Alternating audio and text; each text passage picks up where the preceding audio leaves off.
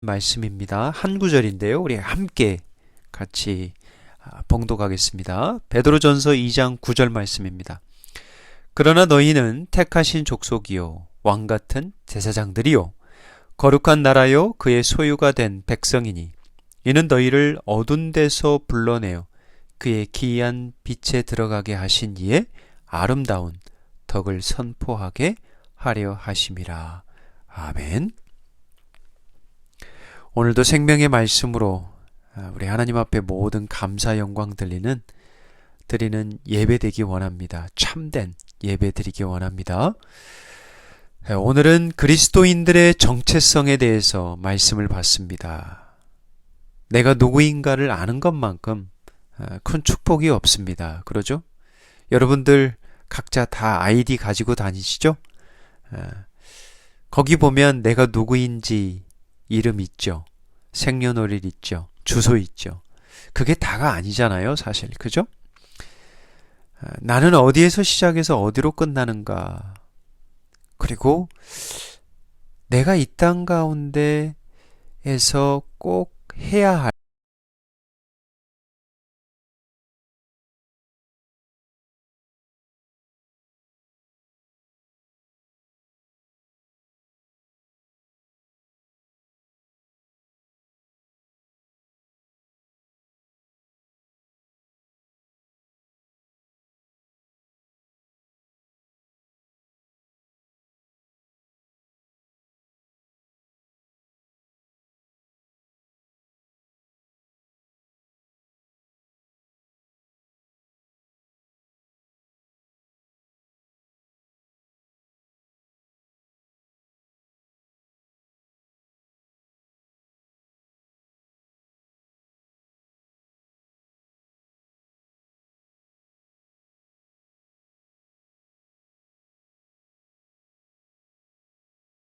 사명이 무엇인가.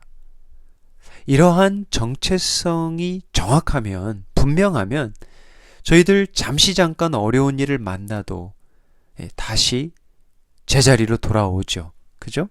마치 예수님처럼 세상에서는 버림을 받는 돌이었지만 결국에는 제자리로 돌아오는 모퉁이, 보배로운 모퉁이로 돌아가시잖아요.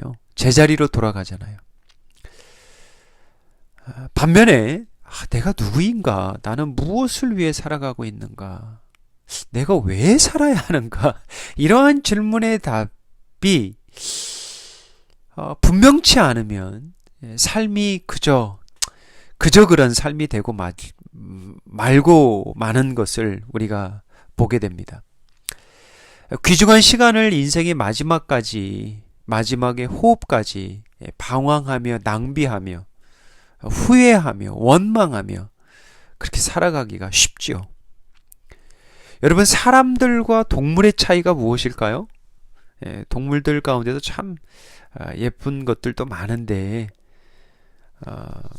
참 충성스러운 동물들도 많죠. 근데 크게 사람들과 동물의 차이가 무엇일까요? 이 동물들은 말 그대로 동물적으로 살아가는 거죠. 그죠? 본능적으로 살아갑니다. 본능이에요. 결국은 본능입니다. 동물들에게는 이런 고민하지 않습니다. 내가 어디에서 왔으며 내가 어디에서 왔나 이런 고민 안 하죠. 동물들은. 그리고 끝이 어딜까, 영혼이 있을까, 뭐 이런 고민이 없죠. 영혼이 없기 때문에 그들에게는 천국 소망이 없습니다. 오직 이 땅이 전부입니다. 이 땅에서 배불리 먹고 사는 것, 이게 전부예요. 그게 동물의 삶이에요. 그죠? 대체적으로 말하는 거죠. 제가 야생동물을 이야기하는 겁니다. 또 한 가지 다른 게 있다면 동물들에게는 문자가 없습니다. 뭐 문자를 읽는 영리한 개도 있고 그러긴 하던데 모르겠어요. 근데 전체적으로 보면 야생동물에게는 문자가 없죠. 뭐 나름대로 언어는 있습니다. 소통할 수 있는 언어는 있지만 우리 같이 찬양을 들을 때 찬양에 나와 있는 글을 읽거나 성경을 읽거나 책을 읽거나 이러한 문자는 없죠. 저희들은 이렇게 예배를 드리잖아요. 여러 가지 형태로. 근데 동물들은 예배의 시간이 없죠. 그들을 창조하신 신께 감사 경배하는 것은 없습니다. 반면에 인간에게는 무언가 갈급함이 있습니다. 그렇죠? 요즘 저와 여러분의 10년 가운데, 가정 가운데, 요즘의 삶 가운데 뭐가 좀 갈급한 게 있으세요? 그거 좋은 거예요, 사실은. 뭔가 좀 허하고, 뭔가 좀 공허한 것 같고, 그죠? 그래서 많은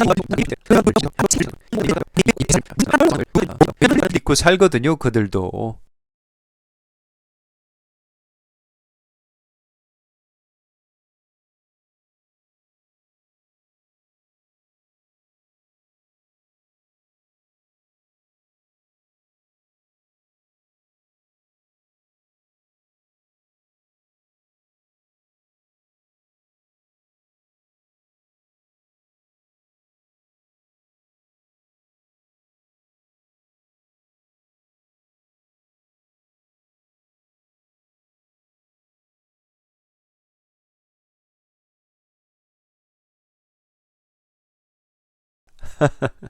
절대 타협하지 않는 그 절대 진리, 하나님은 없다라는 절대 진리를 믿고 살아가는 사실은 예배자들이거든요. 인간들도 예수님을 만나지 못하면 결국 어느 정도 동물과 같은 삶을 살기 쉽습니다. 그렇죠. 헛된 것을 예배하며 살아갑니다. 헛된 것을 쫓으며 살아가기 쉽습니다. 이 땅에서 그저 배부르고 이 땅에서 호의호식하기, 그것만이 내 삶의 목적, 나를 위한 것, 내 가정만을 위한 것, 내 자식들만 위한 것, 이렇게 살아가고 말아요. 그들에게 있어서 하나님께 경배하는 시간만큼 헛된 시간이 없을 겁니다. 인간의 본능만 가지고 살아가는 거예요. 조금 여유 있으면 도와주는 것, 그것으로 인해서 나는 괜찮은 사람이야, 이렇게 위로하고 살아가겠죠. 그렇지만 예수 그리스도로 거듭난 자, 성령으로 거듭난 자, 복음으로 거듭난 자는 하나님을 인격적으로 만나게 됩니다. 제가 늘 강조하지만 신앙은 인격적인 만남이라고 그랬습니다. 왜냐하면 많은 종교들이 가지고 있는 신론을 보면 그들의 신은 비인격적이에요. 영어로 보면 impersonal한 분이죠. 그러니까 어떤 인격적으로 만날 수가 없는 거죠. 들을 수도 없고 소통할 수도 없고, 그러니까 하기는 하는데 그냥 행위로 끝나는 거죠. 왜냐하면 신이 인격적이지 않으신 분이니까.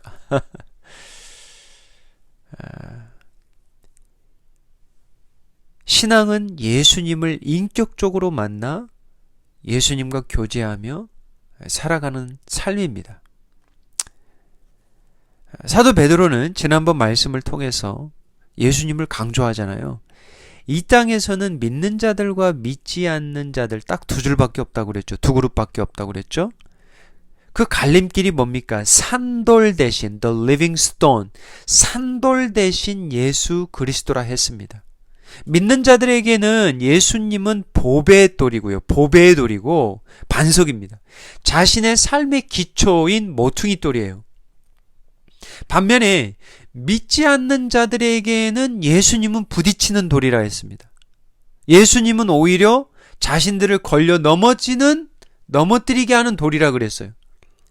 예수님이 그들을 넘어뜨린다는 게 아니라 그들이 예수님의 말씀에, 하나님의 말씀에 불순종하기 때문이라 말씀했습니다. 그리고 지난주 우리가 말씀드린 것처럼 지지난주에 믿지 않은 자들은 결국에는 예수님으로부터 영원한 부끄러움, 수치를 받게 될 것임을 사도 베드로는 선포했습니다. 기억나시죠? 자, 오늘은 이제 사도 베드로는 이제부터는 믿는 자들에게 집중합니다. 당연히 그래야 되겠죠. 말씀을 받는 성도들에게 집중합니다. 지금 여러 가지 고난과 싸우고 있는 성도들을 위로하면서 그들이 누구임을, 그들의 정체성을 다시 한번 강조하는데, 예수 그리스도를 믿는 우리들, 바로 너희는 택하신 족속이라, 이렇게 시작하죠. 9절입니다. 오늘 말씀 9절인데요. 요 말씀을 가지고 한 2, 3주 말씀을 전하려고 하는데 오늘 첫 시간입니다. 한번 같이 읽어볼까요? 그러나 너희는 택하신 족속이요 왕같은 제사장들이요 거룩한 나라요 그의 소유가 된 백성이니 이는 너희를 어두운 데서 불러내어 그의 기이한 빛에 들어가게 하신 이의 아름다운 덕을 선포하게 하려 하심이라. 아멘. 너희는 택하신 족속이라. You are a chosen people. 뭐 미국에서 사시니까 요 정도 단어 정도는 좀 아시겠죠? 감이 있죠? You are a chosen people. 너희는 택함 받은 족속이라. 택하신, 하나님이 택하신 족속이라. 사실 이 말씀은 구약에 나오는 이스라엘을 상기시키는 말씀이에요. 이스라엘 중에 이스라엘. 그렇죠? 왜냐하면 이스라엘 안에서도 가라지들이 있거든요. 자, 하지만 이제는 이스라엘을 가리키는 단어가 아니죠. 여기에서는. 여기에서 말하는 택하신 족속이라. 너희는, 너희가 누구예요? 이스라엘이에요? 아니죠. 여기서 너희는 바로 저와 여러분을 말합니다. 예수님을 영접한 자, 예수님을 따르고 믿으며 예수님과 인격적으로 믿는 자들, 교제하는 자들이죠. 책 속에 예수님을 믿는 게 아니라 예수님이 어떤 인격도 없는 비인격적인 신이 아니라 신처럼 믿는 것이 아니라 그런 다른 종교처럼 믿는 게 아니라 예수님을 인격적으로 믿고 의지하는 그런 저와 여러분들이 바로 하나님이 택하신 족속이다. 위로되세요? 위로가 좀 되세요? 안 돼요? 한번 오늘 말씀 통해서 좀 왜 이 말씀이 위로가 되어야 마땅한가 좀 살펴보기를 원합니다. 사도 베드로가 강조하는 것은 뭐냐면 너희가 하나님을 택한 것 같지만 사실은 하나님이 너희를 택한 것이라 이 말씀을 강조하는 거예요. 이스라엘 백성들을 한번 우리가 잠시 생각해 보죠. 구약으로 돌아가서 먼저 이스라엘의 역사를 보면 우리가 뭐 창세기 12장이 바로 이제 아브라함의 시작이잖아요. 근데 창세기 뭐 1장부터 11장까지 논하면 너무 길고 아브라함부터 일단 시작을 하겠습니다. 창세기 12장부터. 그러면 이스라엘의 시작은 어디부터예요? 아브라함으로 우리가 좀 1차적으로 볼 수 있잖아요. 아브라함이 어찌 보면 뿌리거든요. 그런데 인간적으로 말할 때 이게 혈육으로 혈통으로 말할 때 그래도 우리가 알고 있잖아요. 하나님이 아브라함을 부르십니다. 75세였던 아브라함을 불러서 이스라엘이라는 나라를 이루어 가시죠. 여러분 아시다시피 아브라함의 아들이 누굽니까? 이삭이죠. 이삭의 아들이 누구예요? 야곱이잖아요. 야곱의 이름이 무엇으로 바뀌어요? 이스라엘. 하나님과 씨름했다 그래서 이스라엘 이렇게 바뀌잖아요. 그래서 야곱에서 나온 12아들, 이 12아들이 결국은 12지파가 되죠. 그래서 이스라엘이 됩니다. 말하려고 하는 포인트가 뭐죠? 아브라함이 이스라엘을 시작했나요? 야곱이 이스라엘을 만들어갔나요? 시작했나요? 아니죠. 하나님이 그들을 전적으로 부르십니다. 그리고 하나님이 그들을 사랑하시죠. 이삭의 아들인 야곱과 에서 쌍둥이가 있었지만 하나님이 야곱을 택하십니다. 에서를 택하지 않고. 하나님이 이 땅의 수많은 족속들, 수많은 민족들 가운데 아브라함을 꼭 집어가지고 이스라엘이라는 하나님을 예배하는 거룩한 제사장의 나라로 부르시고 이루시고 세우시는 거죠. 그러면 신약은 어떨까요? 하나님께서 이제 예수 그리스도의 핏값으로 죽으심과 부활로 새 언약 백성들을 세우시잖아요. 세상에서 구별하여 부르시잖아요. 그러면 하나님의 백성들을 어떻게 세워갔는가? 예수님이 어떻게 하셨는가? 한번 잘 보세요. 순서가 어떻게 되는지. 누가 먼저 택했는가? 이 순서가 어떤 이들에게는, 어떤 성도들에게는 그리 중요하지 않을 수 있습니다. 그래도 괜찮아요. 하지만 구원이라는 이 관점, 구원을 은혜라는 관점으로 이해하기 위해서는 이 순서를 누가 먼저 택했는지, 누가 택함을 받았는지, 하나님이 택함을 나로부터 받았는지, 내가 하나님으로부터 택함을 받았는지, 이 순서를 가리는 것도 굉장히 중요해요.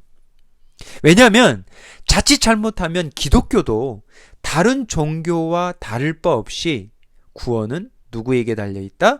내가 결정하기에 달려있다. 내가 하는 것에 달려있다. 라고 전락될 수 있기 때문이에요. 그 구원이 과연 나에게 달려있을까요?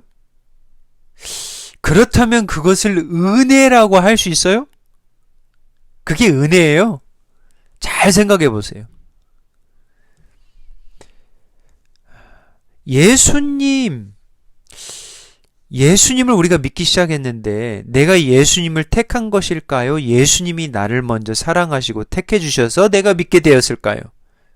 이게 중요하지 않은 것 같아요? 잘 생각해 보세요.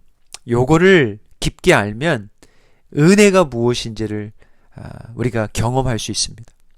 그 요한복음 15장 16절 한번 가보세요. 요한복음 15장 16절.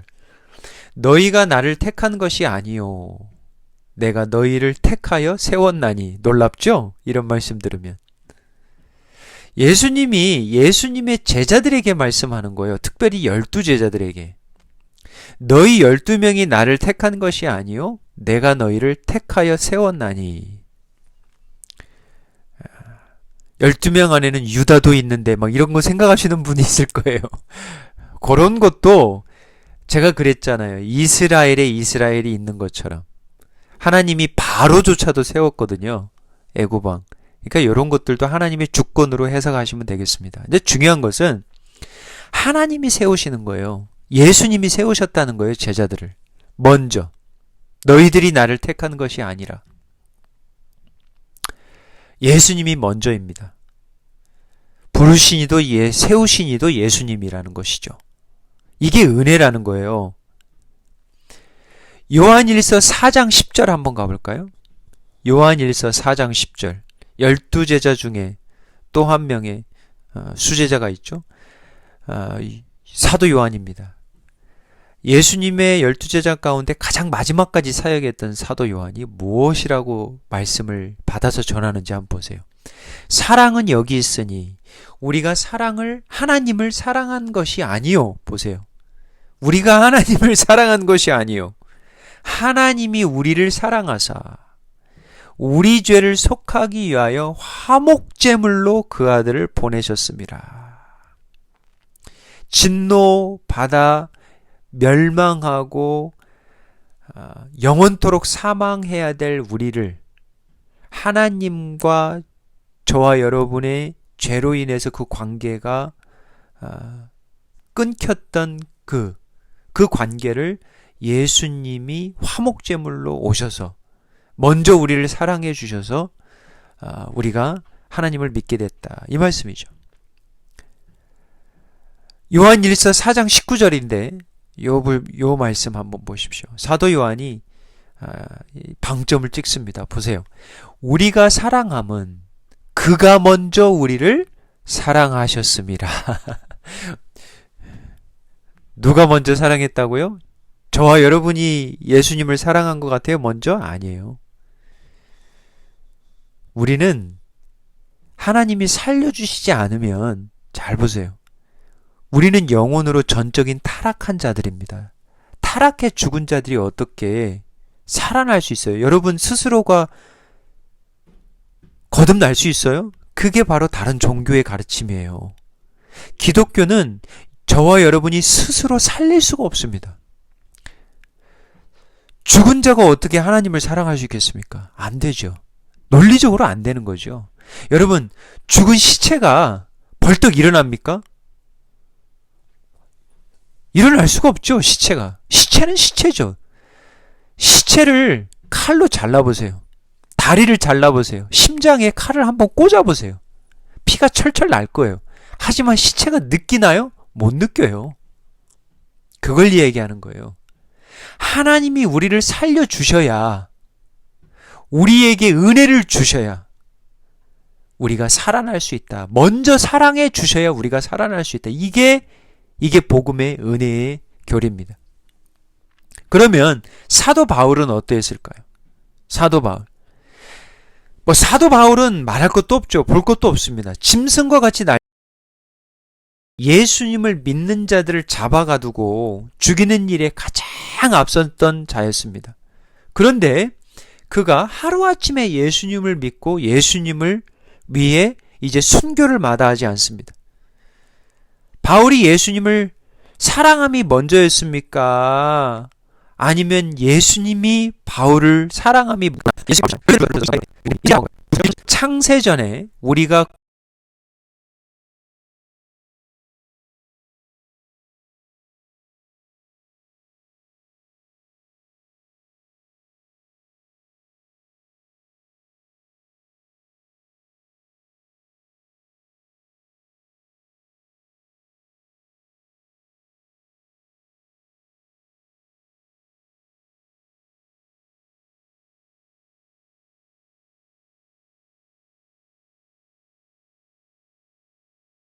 그리스도 안에서 우리를 택하사 우리로 사랑 안에서 그 앞에 거룩하고 흠이 없게 하시려고. 여러분, 옥중서신이에요. 옥에서 이런 얘기를 하는 거예요. 저와 여러분은 하나님으로부터 택함 받은 자입니다. 하나님이 우리를 택하셨습니다.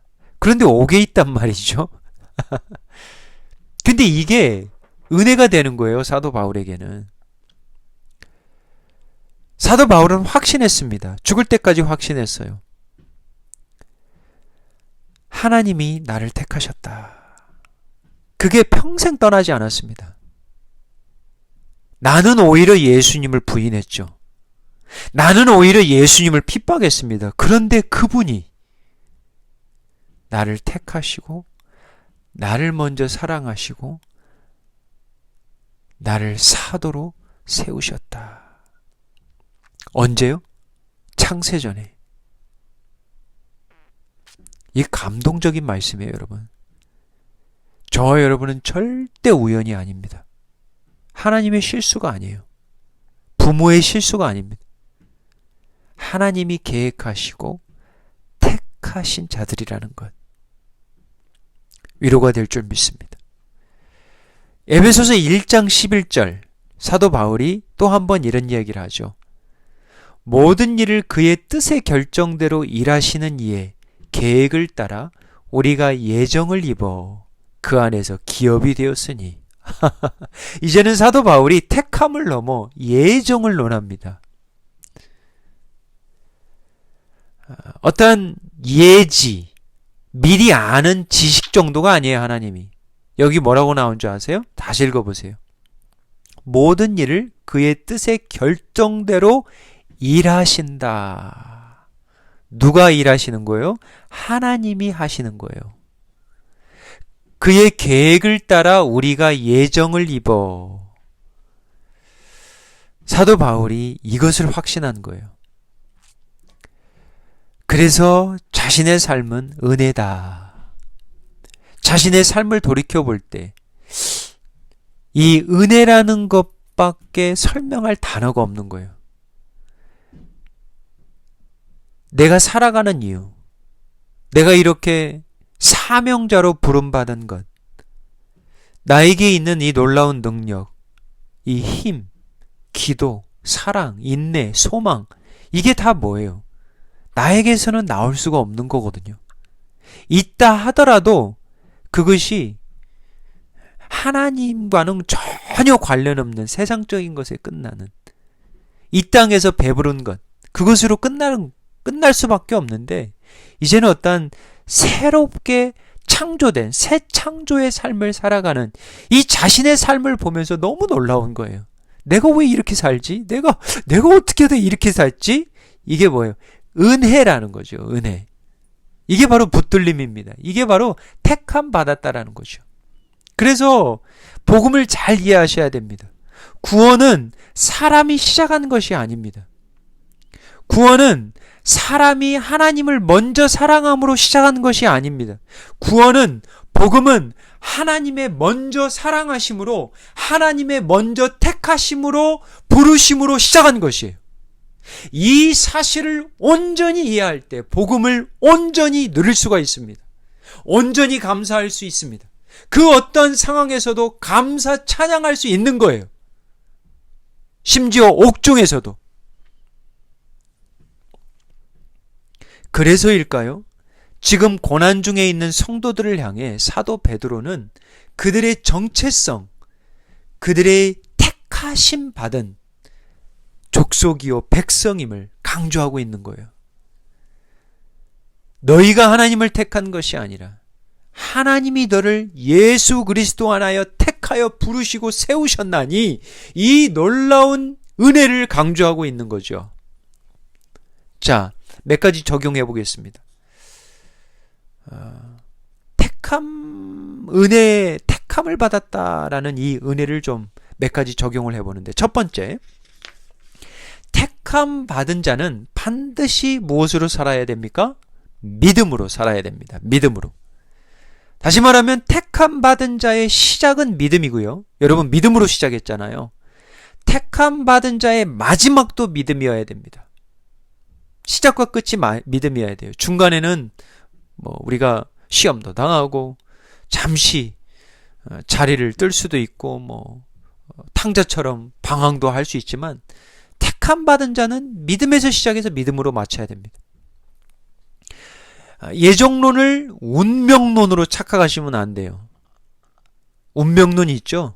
내 운명이려니. 운명론은 수동적입니다.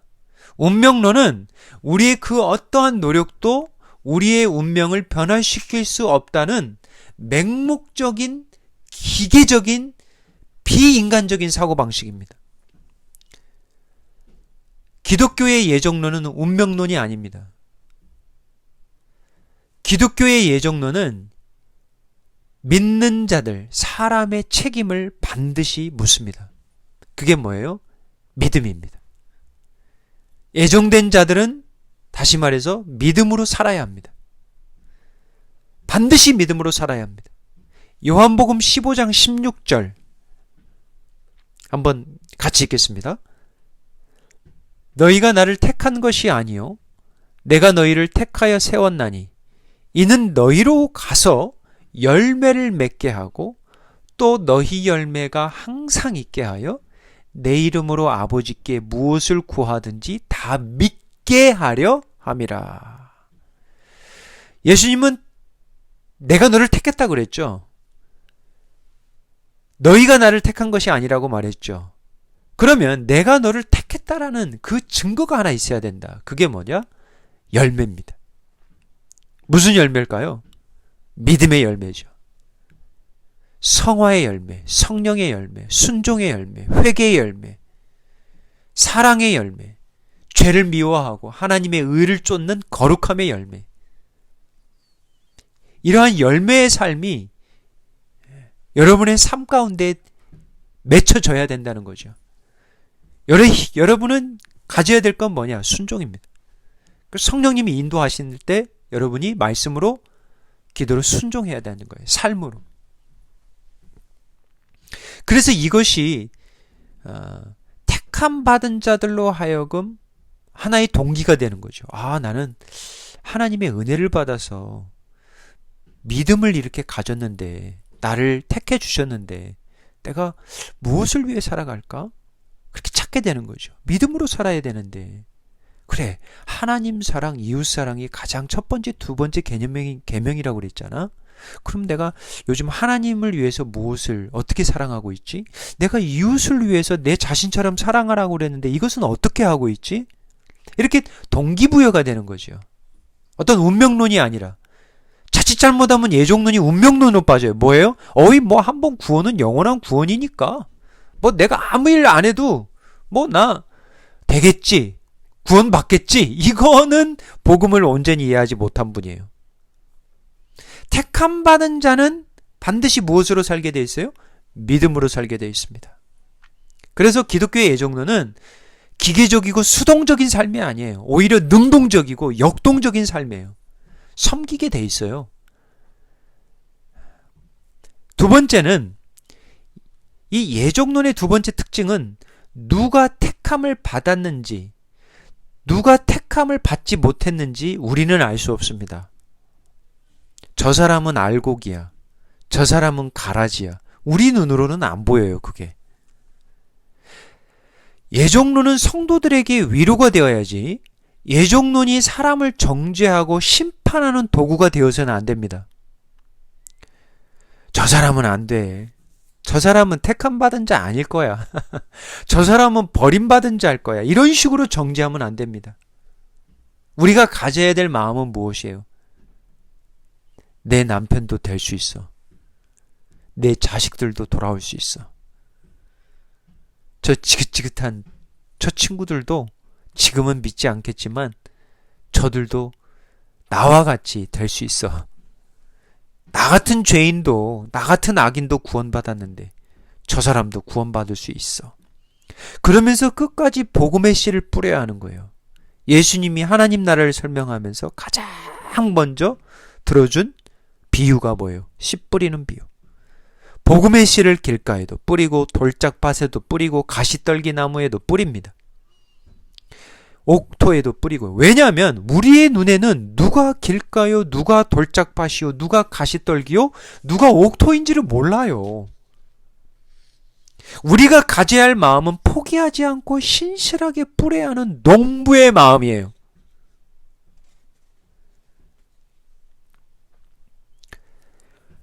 사도 바울을 보시기 바랍니다.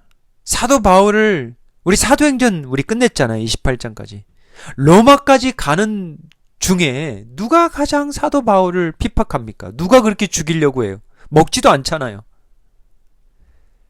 자기 동족들이었잖아요. 그런데 자신을 죽이려 했던 그 동족들을 포기하지 않습니다. 사도 바울은. 그러면서 이렇게 기도하죠. 나의 형제 곧 고륙의 친척을 위하여 내 자신이 저주를 받아 그리스도에게서 끊어질지라도 원하는 바로다. 사도 바울은 자신을 핍박하고 학대하는 자들을 포기하지 않습니다. 저들은 버림받은 자들이라고, 저들은 가라지라고 비하하지도 않아요. 오히려 그들을 더욱더 끌어안고 영혼 구원에 힘씁니다. 예종론은 정죄론이 아닙니다. 사도 바울에게 있어서 예종론은 오히려 영혼 사랑의 불씨가 되는 거죠. 정죄론이 아니에요. 영혼 사랑론입니다. 예종론은 영혼을 사랑할 수밖에 없는 은혜론인 거예요. 자, 세 번째, 마지막이에요. 첫 번째는 뭐라고 그랬어요? 택함 받은 자는 반드시 믿음으로 살아야 되고, 두 번째는 누가 택함을 받았는지 우리는 알 수가 없다고 그랬죠. 세 번째는 예종론은 고난을 이겨낼 힘이 됩니다. 예종론은 고난을 이겨낼 힘이 됩니다. 위로가 된다는 거예요. 그래서 오늘 베드로서를 받고 있는 성도들에게 너는 택하신 족속이다라는 이 예종론을 이야기하는 거죠. 힘이 되거든요, 이게. 자세히 보면. 우리가 믿음으로 인하여 여러 가지 시험과 고난을 받게 될 것이라는 것, 잠시 잠깐 받게 될 것이라는 1장에서 이미 설명했잖아요, 베드로가. 근데 중요한 것은 그 고난이 끝이 아니라는 거예요. 그래서 예종론을 믿는 자들은 고난 중에 소망을 잃지 않을 수가 있습니다. 미주에서 처음으로 북한 선교가 열리고 있습니다. 감사하게도 우리 교회에서도 많이 참석해서 열심히 훈련받고 있습니다. 제가 그 첫 시간 참 저에게 큰 도전과 은혜를 하나님께서 주셨습니다. 가명인데 온성도 목사님이죠. 온성도 선교사님. 잠시 이야기를 좀 나눕니다. 그 한국의 총신대학원이죠. 합동 측인데 이 총신대학원에서 이제 공부하시면서 탈북자 출신 한 전도사님을 만납니다. 결국 함께 탈북자 교회를 개척하면서 10년을 섬기죠. 참 어려운 결정이죠. 그래서 주님의 부르심을 받아 어린 자녀와 사모님과 함께 어디로 가냐면 중국으로 갑니다. 10년을 섬기고. 그래서 중국에 가서 정착해서 가정집에서 탈북 형제들과 자매들을 훈련시킵니다. 그러던 도중 중국 공안에 잡힙니다. 감옥에 갇히죠. 아내와 자녀는 감사하게도 한국으로 돌아갈 수 있었습니다. 그런데 자신과 그리고 함께 있었던 탈북 형제 자매들 옥에 갇히죠. 앞을 알 수 없는 상황 속에서 여러 가지 힘든 상황 속에서 하나님께서 참 많은 은혜와 위로를 주시는데 그 15년 형량을 받고 감옥소에서 계신 한 선교사님, 이미 10년 동안 감옥에 있었던 분이에요. 또 다른 한인 선교사님입니다. 근데 이분이 오히려 감옥 생활하면서도 주위에 있는 많은 영혼들에게 예수 그리스도의 복음 전하기에 힘쓰고 있는 것을 보게 됩니다. 원망하지도 않고 좌절하지도 않고 그 열악한 상황 속에서도 포기하고 좌절하고 실망하고 원망할 수 있을 때에 오히려 하나님의 주권, 하나님이 나를 이곳에 부르신 이유가 있겠지 하면서 사도 바울이 옥의 그 간수와 그리고 하나님의 은혜를 크게 경험한 것처럼 이 옥 가운데서도 하나님의 역사하심을 경험하게 되죠. 그래서 온 성도 선교사님이 큰 은혜와 충격을 받게 됩니다. 온 성도 선교사님은 20년 형량을 받았는데 감사하게도 2년 6개월 만에 나올 수 있었습니다. 근데 너무 놀라운 것은 중국 공안이 함께 갇혀 있었던 탈북자 20명을 그들이 북송하지 않고 선교사님 풀어주면서 같이 풀어주었고 그리고 제3국으로 통해 탈출할 수 있도록 도와줬습니다. 누가? 중국 공안이. 이게 말이 됩니까? 이거 말이 안 되는 일이거든요. 뭐 여러 가지 일들이 있지만 참 제가 나누고 싶은 것들은 뭐냐면 한국 총신대 출신이면 한국의 합동층이거든요. 개혁 중에서도 예종론을 믿고 가르치는 곳입니다. 그런데 예종론을 제대로 이해하니까 사도 바울처럼 살게 되는 거예요. 예종론을 제대로 이해하니까 사도 바울처럼 순교를 각오하고 더욱더 복음 증거하기에 힘쓰게 됐다는 것이죠. 얼마나 도전이 돼요? 왜냐하면 예종론을 믿는 자에게는 모든 사람이 구원의 대상이기 때문이에요. 또한 예종론을 믿는 사람은 시작도 끝도 예정이 되어 있지만 과정 또한 예정되어 있음을 믿기 때문이에요. 복음 전파 없이는 예수 그리스도 없이는 섬김과 헌신과 사랑과 기도 없이는 이게 하나님이 예정하신 방편이거든요. 십자가거든요. 이 십자가의 이 은혜의 방편 없이는 구원이 없다는 걸 알 수 있거든요. 그걸 믿거든요. 그게 예정론입니다. 시작과 끝도 예정하셨지만 과정도 예정하셨다. 사랑하는 성도님 여러분, 사도 베드로는 베드로전서를 받고 있던 성도님들을 위로합니다.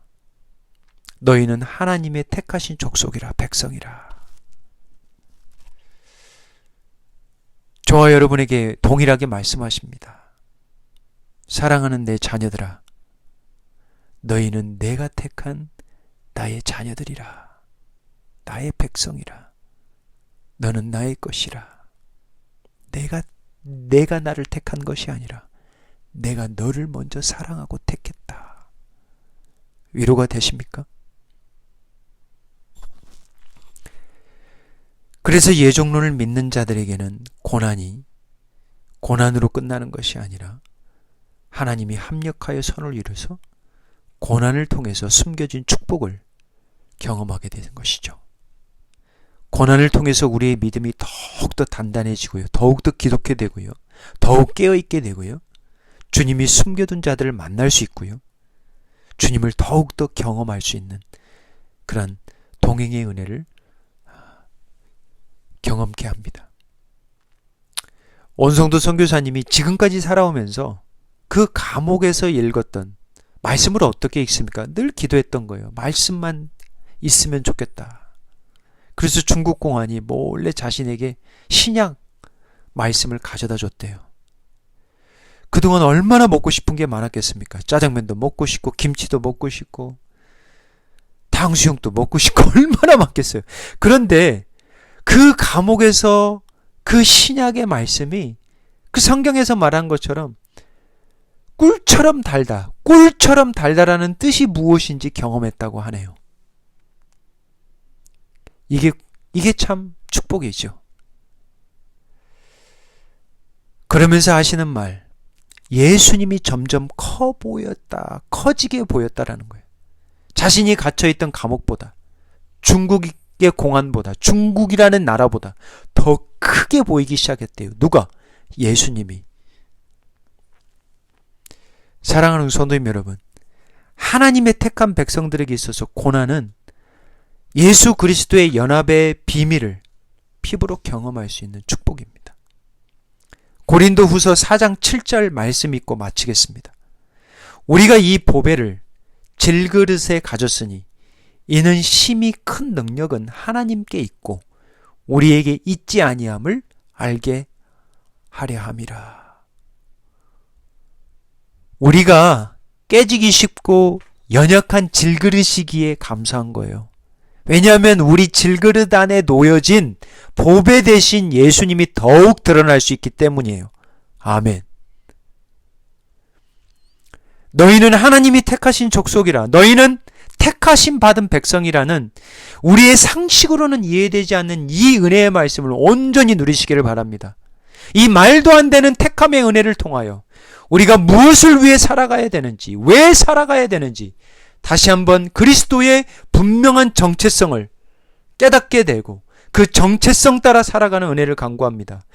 또한 택함의 은혜가 고난을 이기게 할 뿐만 아니라 아직 이 은혜를 모르는 영혼들에게, 가족들에게, 형제들에게 예수 그리스도의 은혜의 복음을 사랑으로 섬기며 전하는 은혜를 간구합니다. 기도하겠습니다. 아버지 하나님, 창세전에 우리를 택하시고 부르신 그리스도 안에서 부르신 이 놀라운 은혜에 감사를 드립니다. 우리의 지식으로 상식으로 이해할 수 없지만 오직 믿음으로 이 택함의 은혜를 받아들입니다. 우리의 삶이 온통 은혜임을 알게 하시니 감사합니다. 은혜의 자녀들로서 은혜의 백성으로서 은혜를 나누게 하시고 은혜로 살아가게 하옵소서. 믿음으로 시작하여 믿음으로 마치는 은혜를 허락하여 주옵소서. 예수님이 우리의 그 어떠한 고난이나 죽음이나 시험보다 더 크게 보일 수 있도록 우리의 눈을, 마음의 눈을 열어 주옵소서. 예수님의 이름으로 기도하옵나이다. 아멘.